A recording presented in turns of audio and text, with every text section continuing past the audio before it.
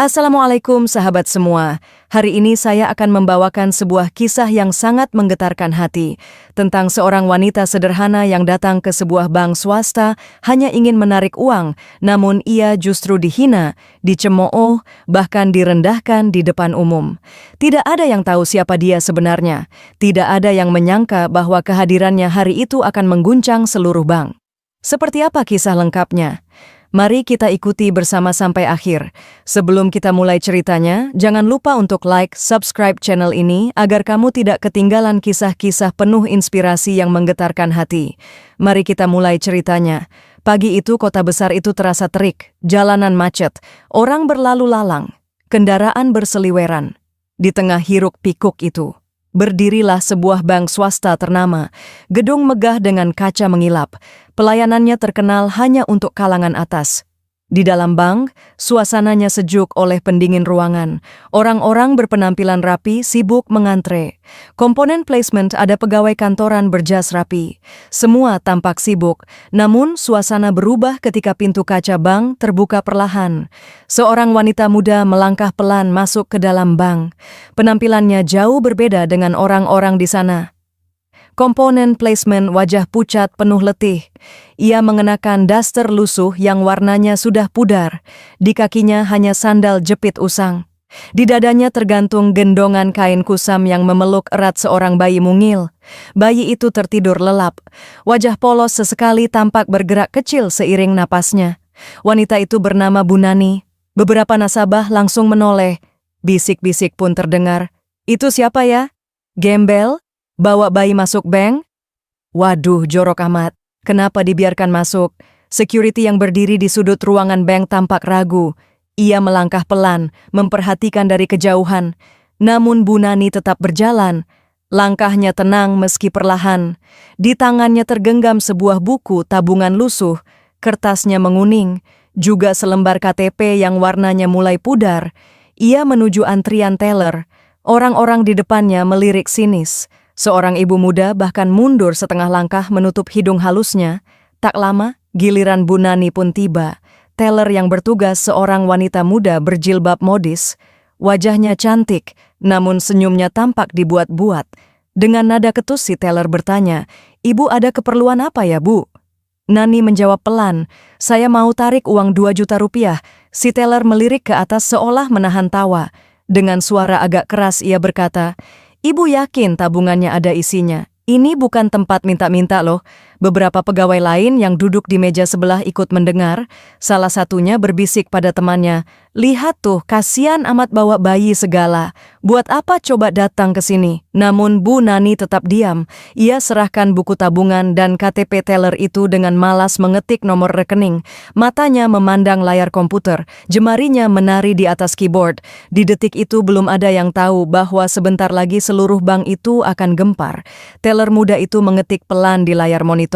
Halaman rekening mulai terbuka. Awalnya ia masih bersikap sombong, namun dalam hitungan detik wajahnya berubah. Matanya membelalak, tangannya yang semula santai kini gemetar pelan, napasnya tersendat. Angka yang terpampang di layar monitor itu membuat seluruh darahnya seolah berhenti mengalir. Tertulis jelas di situ, saldo rekening 200 miliar 78 juta rupiah. 2 miliar lebih. Si teller tercekat. Ia buru-buru menundukkan wajah, takut terlihat oleh Bu Nani. Namun seketika dengan suara gemetar ia memanggil pelan, "Pak manajer. Pak manajer, sebentar. Mohon ke sini." Manajer bank, seorang pria parubaya yang mengenakan jas mahal segera menghampiri. "Ada apa?" tanyanya datar. Namun saat matanya ikut membaca angka di layar, seketika wajah sang manajer memucat. Ia langsung berbisik ke teller, "Jangan bicara dulu, biar saya yang urus." Bu Nani berdiri di depan mereka. Tangannya sesekali mengelus kepala bayinya yang masih tertidur lelap. Wajahnya tetap tenang, seolah tak terjadi apa-apa. Di belakang, beberapa pegawai yang penasaran mulai melirik. Bisik-bisik pelan mulai terdengar. "Kenapa sih? Kenapa Pak manajer ke teller? Itu Gembel ya? Kok jadi ramai?" Pak manajer menarik napas. Ia tersenyum kaku, lalu berkata sopan kepada Bu Nani, "Selamat pagi, Ibu. Mohon maaf sebelumnya, ada sedikit pengecekan data. Boleh Ibu tunggu sebentar di ruang nasabah prioritas kami?"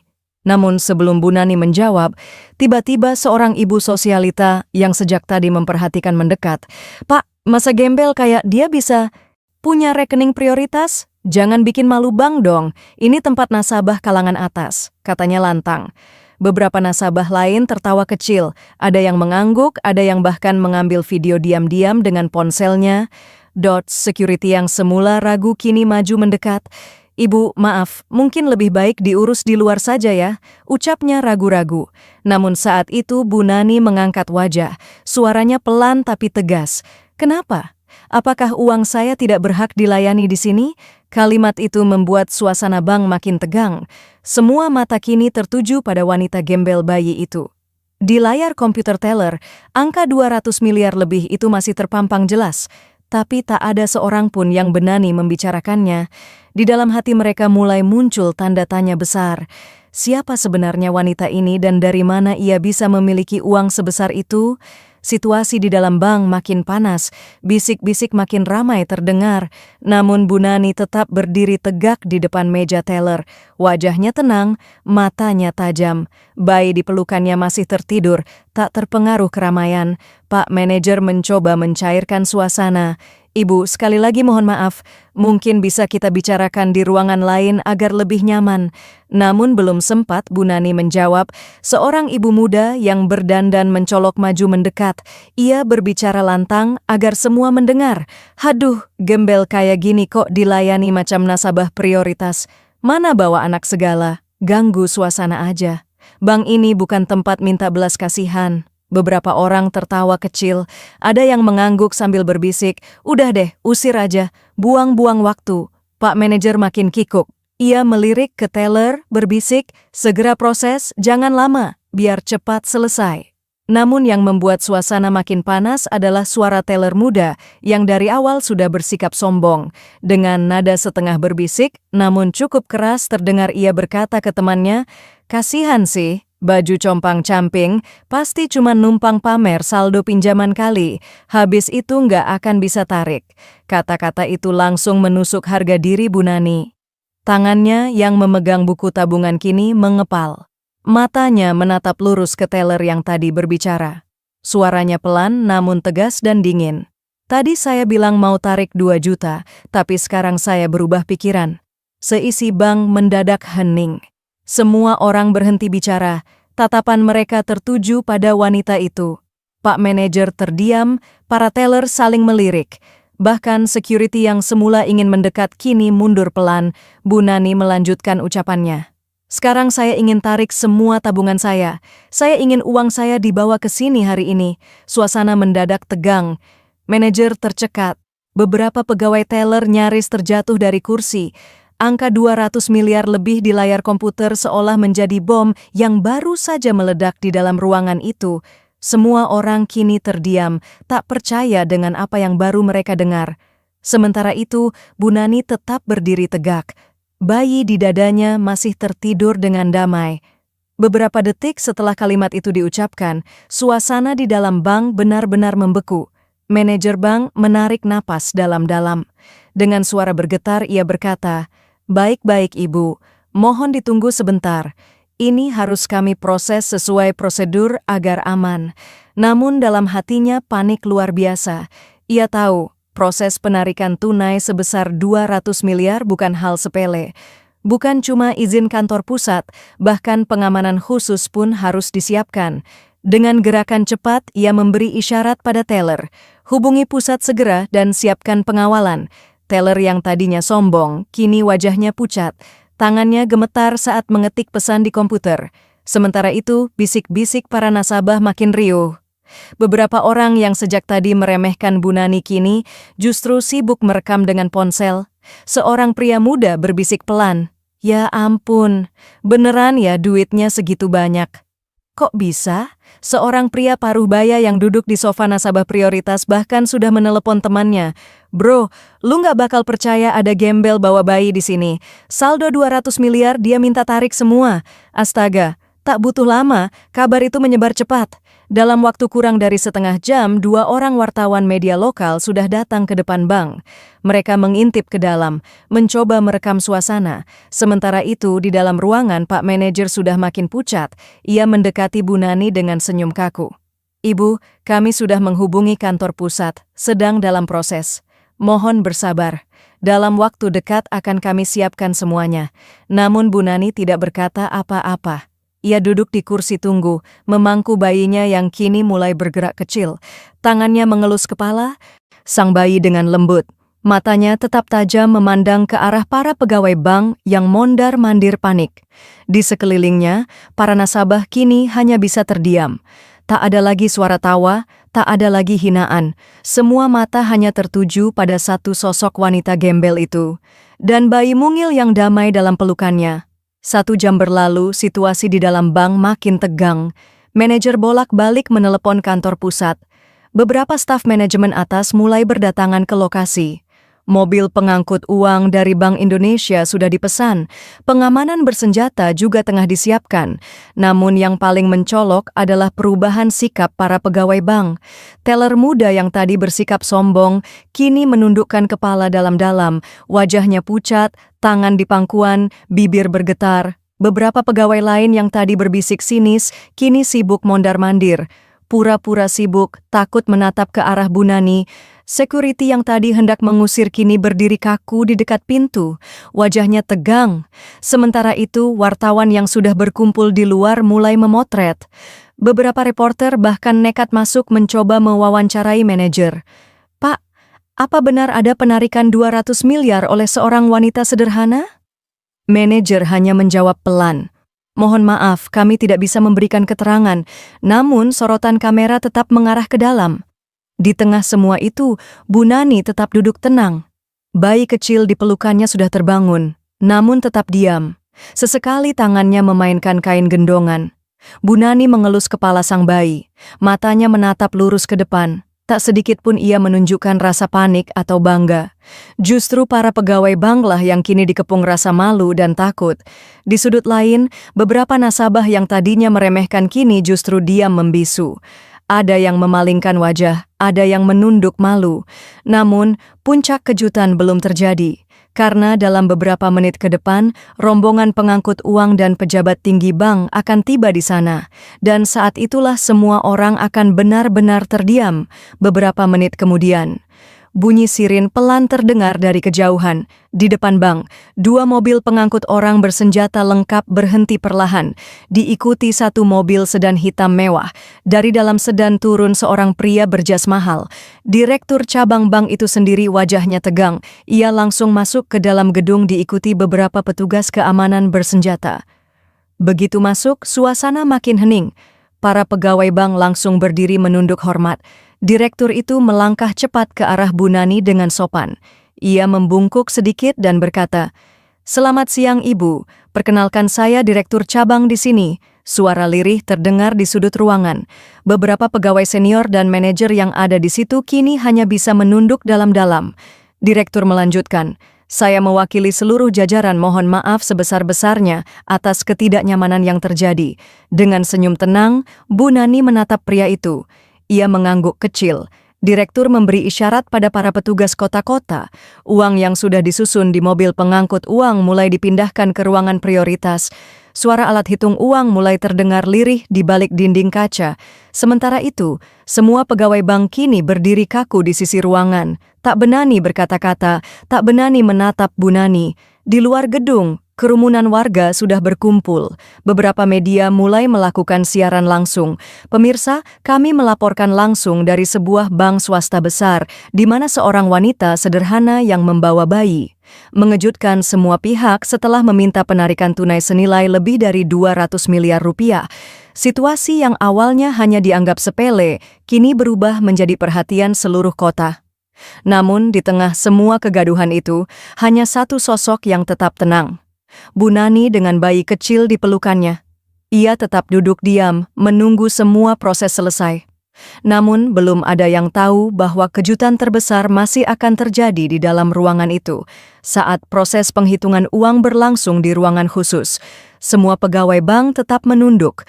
Tak ada lagi suara tawa, tak ada lagi gumaman merendahkan. Direktur bank pun tampak sibuk mengatur proses pengamanan. Di luar, kerumunan warga makin ramai. Beberapa orang bahkan berdiri di atas trotoar berusaha mengintip ke dalam bank. Di tengah suasana tegang itu, seorang pria tua berpakaian rapi masuk ke dalam bank. Langkahnya pelan, wajahnya berwibawa. Semua pegawai yang melihat langsung menunduk hormat. Itu adalah salah satu pemilik saham utama bank tersebut. Seorang pengusaha, kawakan yang jarang sekali muncul di muka umum. Namun yang membuat semua orang makin kaget adalah pria itu berjalan langsung menuju Bu Nani. Dengan senyum ramah ia berkata, "Nani, kamu kesini juga rupanya. Maaf, aku baru dengar kabar. Semua pegawai bank membelalak. Sebagian nasabah menutup mulut, tidak percaya dengan apa yang mereka lihat. Wanita gembel yang tadi dihina ternyata kenal dekat dengan pemilik saham bank." Bu Nani menunduk sopan. "Maaf Paman, saya hanya ingin urus tabungan. Kebetulan tadi ada sedikit kesalahpahaman." Pria tua itu mengangguk. Ia menatap tajam ke arah seluruh pegawai yang berdiri di sudut ruangan. Dengan suara pelan tapi tegas, ia berkata, "Harusnya kalian tahu siapa yang kalian hadapi. Dia bukan cuma nasabah prioritas, dia keluarga saya." Kalimat itu bagai petir di siang bolong. Direktur bank langsung membungkuk dalam-dalam. Semua pegawai teller gemetar. Security yang tadinya ingin mengusir kini tak berkutik. Sementara itu, para wartawan di luar gedung mulai mencium adanya cerita besar di balik kejadian ini. Namun, apa hubungan sebenarnya antara Bu Nani dan pemilik saham bank? Dan kenapa wanita sederhana seperti dia bisa menyimpan uang sebanyak itu? Jawabannya sebentar lagi akan terungkap. Beberapa menit berlalu direktur bank, para pegawai dan seluruh nasabah kini berdiri dalam diam. Tak ada lagi suara. Semua mata tertuju pada sosok wanita sederhana yang kini diketahui adalah keluarga dari pemilik saham utama bank tersebut. Pria tua itu duduk di samping Bu Nani. Dengan suara pelan ia berkata, "Kamu tidak perlu datang sendiri begini. Nani seharusnya bilang saja ke Paman." "Bu." Nani tersenyum tipis. "Saya tidak ingin merepotkan Paman. Saya hanya ingin tahu seperti apa pelayanan di sini jika saya datang tanpa dikenali." Kalimat itu membuat beberapa pegawai makin menundukkan kepala. Sementara itu, dari luar gedung, suara reporter terdengar jelas. "Pemirsa, hingga saat ini proses penarikan dana fantastis masih berlangsung, dan kabarnya wanita tersebut adalah keluarga dari pemilik saham bank." Beberapa menit kemudian, direktur bank kembali menghampiri. Dengan suara sangat sopan, ia berkata, "Ibu, proses penghitungan sudah hampir selesai. Mohon Ibu bersedia menandatangani beberapa dokumen." Bu Nani mengangguk. Namun sebelum ia bergerak, seorang nasabah pria paruh baya yang dari tadi memperhatikan membenanikan diri bertanya, "Maaf Ibu, kalau boleh tahu bagaimana bisa seorang seperti Ibu punya uang sebesar itu?" Suasana hening. Semua orang menunggu jawaban. Bu Nani menatap pria itu dengan suara pelan. Ia berkata, "Dulu saya bukan seperti ini. Saya adalah istri dari pengusaha besar. Namun sejak suami saya wafat, semua warisan saya simpan di sini. Saya memilih hidup sederhana karena dunia ini tidak abadi. Saya hanya ingin hidup tenang membesarkan anak saya." Kalimat itu membuat seisi ruangan terdiam. Tak ada lagi yang berani memandang rendah. Justru banyak yang mulai meneteskan air mata karena baru sadar wanita yang tadi mereka hina adalah seorang janda mulia yang memilih hidup sederhana. Meski memiliki kekayaan luar biasa, namun kejutan yang lebih besar masih menanti karena keputusan Bu Nani berikutnya akan membuat seisi bank benar-benar tercengang. Suasana di dalam bank makin syahdu. Tak ada lagi wajah sinis, tak ada lagi tawa merendahkan. Semua orang hanya diam mendengarkan kisah singkat yang diucapkan oleh Bu Nani. Direktur bank menundukkan kepala dalam-dalam. Dengan suara pelan ia berkata, "Ibu, kami semua sangat menyesal atas perlakuan yang tidak pantas tadi. Kami mohon maaf sebesar-besarnya." Pegawai teller yang tadi paling lantang mengejek, kini menangis terisak. Berkali-kali meminta maaf, tak sanggup menahan rasa malu. Namun Bu Nani tetap tenang. Ia menggendong bayi kecilnya, mengelus dengan lembut. Beberapa saat kemudian direktur kembali bicara. "Semua uang yang Ibu minta sudah kami siapkan. Kami siap mengantar kapan saja." Namun saat itulah kejutan besar terjadi. Dengan suara pelan namun tegas, Bu Nani berkata, "Saya tidak akan tarik uang itu." Semua orang melongo. Direktur tampak bingung. "Maaf Ibu, maksudnya?" Bu Nani tersenyum tipis. "Saya hanya ingin menguji bagaimana kalian memperlakukan orang yang kalian anggap rendah. Saya ingin tahu apakah manusia di tempat ini masih punya hati." Kata-kata itu membuat seluruh ruangan terdiam. Beberapa pegawai bahkan mulai menangis. Ada yang terisak, ada yang menutupi wajah dengan kedua tangan. Sementara itu, pria tua pemilik saham yang duduk di samping Bu Nani mengangguk pelan. "Itulah kenapa aku selalu menghormati kamu, Nani," katanya lirih. Bu Nani melanjutkan, "Saya akan tetap biarkan uang saya di sini. Namun, mulai hari ini, saya harap tak ada lagi perlakuan buruk kepada siapapun yang datang ke sini. Siapapun dia, bagaimanapun penampilannya." Suasana makin haru.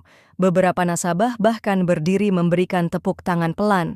Di luar, para wartawan yang mendapat kabar itu langsung menyiarkan kisah wanita sederhana yang mengajarkan pelajaran besar kepada para pegawai bank. Viral seketika. Namun semua belum selesai karena masih ada satu hal lagi yang akan disampaikan oleh Bu Nani, dan hal itu akan membuat seisi ruangan kembali bergetar. Suasana di dalam bank kini benar-benar berbeda. Semua yang tadi meremehkan kini memandang Bu Nani dengan penuh hormat. Beberapa pegawai masih menunduk. Ada yang berurai air mata. Direktur bank berdiri di depan Bu Nani. Dengan suara bergetar, ia berkata, "Ibu, kami semua sangat bersalah. Terima kasih sudah memberi kami pelajaran berharga hari ini." Namun sebelum berdiri untuk pamit, Bu Nani menggendong bayinya perlahan. Ia berkata dengan suara pelan namun terdengar jelas ke seluruh ruangan, "Dengarkan baik-baik. Semua orang terdiam. Saya memang hidup sederhana. Saya tidak ingin dikenal karena harta. Karena bagi saya semua ini hanya titipan Allah." Ia berhenti sejenak, menatap ke seluruh penjuru ruangan. "Saya ingin kalian semua ingat satu hal. Jangan pernah sekalipun menilai orang dari apa yang tampak di luar.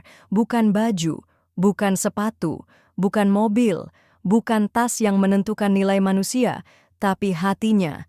Kalimat itu diucapkan dengan begitu tulus, begitu dalam, begitu menghunjam ke dalam hati siapapun yang mendengar. Tak terasa banyak pegawai yang mulai menangis perlahan. Ada yang memegang dada, ada yang menunduk menutupi wajah. Sementara itu, Bu Nani berdiri perlahan. Bayi di pelukannya tetap tenang, seolah ikut merasakan kedamaian sang ibu. Pria tua pemilik saham berdiri di sampingnya. Dengan lembut ia berkata, "Ayo Nani, biar aku yang antar pulang." Bu Nani tersenyum tipis. Ia melangkah pelan ke pintu keluar. Namun sebelum benar-benar melangkah pergi, ia berhenti sejenak, menoleh ke arah semua pegawai bank yang masih berdiri kaku. Dengan senyum yang begitu tulus, ia berkata, "Semoga kejadian hari ini membuat kita semua jadi manusia yang lebih baik." Kemudian ia melangkah keluar diiringi tatapan kagum, rasa haru dan rasa malu dari seisi bank hari itu. Bank yang megah itu tak akan pernah melupakan sosok wanita sederhana yang mengajarkan pelajaran hidup paling berharga. Sahabat semua, itulah kisah wanita sederhana yang mengajarkan kepada kita bahwa jangan pernah menilai seseorang hanya dari penampilannya. Karena di balik kesederhanaan bisa jadi tersimpan kekuatan dan harga diri yang luar biasa. Semoga kita semua bisa mengambil pelajaran dari kisah ini. Jangan lupa klik like, tinggalkan komentar dan subscribe channel ini agar tidak ketinggalan kisah-kisah inspiratif lainnya.